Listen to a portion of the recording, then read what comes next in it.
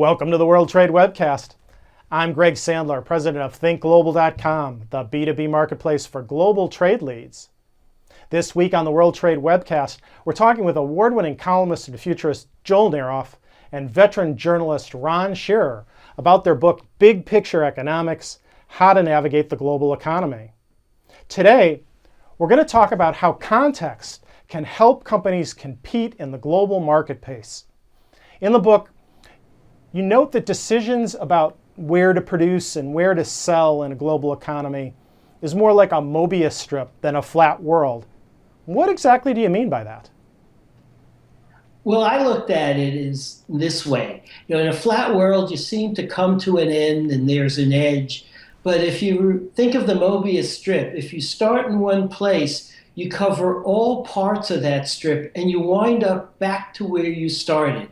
It really shows how totally integrated this world economy is. And whether it's an issue of geopolitical politics, all the issues that are going on now, for example, with Russia and trade and energy, it just shows how we're really, really integrated, and that we have to recognize what we set in place in one place will ultimately come back to us. And I think Europe's seeing that, and we're seeing that, and Russia's seeing that right now. And how would you say that international events like the events that you just alluded to ultimately ripple through the economy and affect workers and businesses on the local level? In some ways you'd say, well, yeah, we all understand it's a global economy, but in my day-to-day work, is it really going to have a significant impact that Russia's embargoing U.S. products or that something's going on in China? How do I get a handle on that as a small business person? Well, in big picture economics, one of the things that we show, for example, is that a major international event that's taking place is the widening and the deepening of the Panama Canal. And so that right now is resulting in more jobs taking place in ports around the country, but not just in big picture economics. We found it's not just the ports, but even inland. We went to Northeast Indiana, and one of the rail lines is actually thinking about setting up a hub there because they'll have so many more so many more trucks coming in, and they'll just move them by rail to Northeast Indiana. And that will result in more jobs in a place that is not even near a port. It's 700 miles away.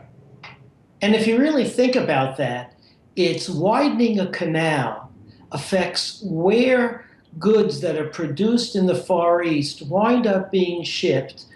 It affects trucking, it affects wholesaling on the West Coast and the East Coast, and it really affects almost every element of business across this country. You wouldn't think that the canal does that, but almost any business of any size could be affected on the availability of goods and the cost of goods just by the deepening of the canal. And Greg, just to add one other thing, and that is in the last chapter in Big Picture Economics, we talk about what has really been one of the game changers in the economy, and that is the issue of fracking for oil and natural gas.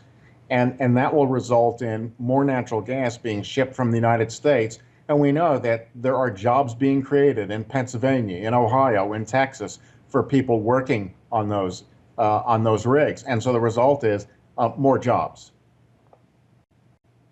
You've both underscored how interconnected the global economy has become.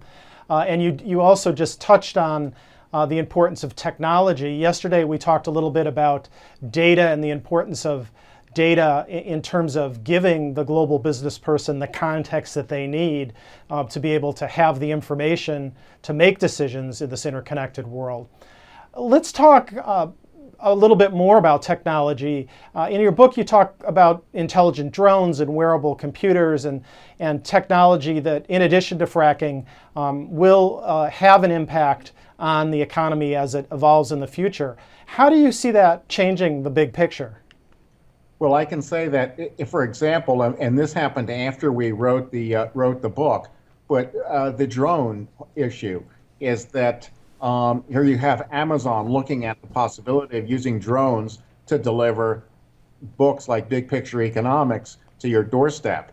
that could very well change the dynamics, if you will, of all the trucks that make those deliveries. Another example of drones, they're now going to be looking at oil pipelines going back and forth. That may improve safety at a time when we need to have that happen. So, I mean, there are ramifications for changes in technology, and the context changes, and we think that's important. And we also recognize that context and technology and competition and productivity all go together. If we're looking at computers and we're looking at machinery, you've got to keep in mind that people need to design it, and people need to build it, and people need to maintain it. And so just because you have improvements in technology doesn't mean you have a loss of jobs. You actually have more jobs. They're just in different areas. And that's a change in the context, and that's what big picture economics tries to point out. And again, the book is Big Picture Economics, and as Joel and Ron have both been saying all week, it's all about context. We've been talking with authors Joel Naroff and Ron Scherer about their book Big Picture Economics, published by John Wiley & Sons. The book is available from Amazon or from your local bookstore, and if you're lucky in the next year, it may be available by drone. So go on Amazon.com if you want some more information about the book. And I want to thank both Ron and Joel for joining us today. Thank you for having us. Thank you. Enjoyed it. And for our latest schedule of upcoming Think Global webcasts, subscribe to us with any of the links below and bookmark this page. All of our previous webcasts can be found right here at thinkglobal.com/webcast. And again, thanks to Joel and Ron for joining us all week, and thank all of you for watching.